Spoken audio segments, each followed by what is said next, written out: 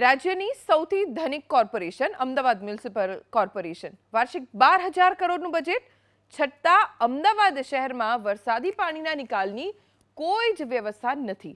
Ahmedabad મનપાના water committee ચેરમેને સ્વીકાર કર્યો કે શહેરમાં 30% વરસાદી પાણીના નેટવર્કની લાઇન સિવાય ક્યાંય પણ વરસાદના પાણીનો નિકાલ થઈ શકે તેવી વ્યવસ્થા જ નથી।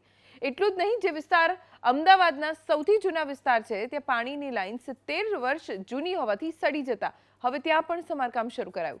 રાયપુર, ખાડિયા, કાલુપુર, શાહપુર વિસ્તારમાં મહાનગરપાલિકાએ 360 કરોડના ખર્ચે વરસાદી પાણીની લાઇન નાખવાની કામગીરી મંજૂર કરી છે, જેમાંથી 65 કરોડના કાર્યની કામગીરી શરૂ પણ કરાઈ।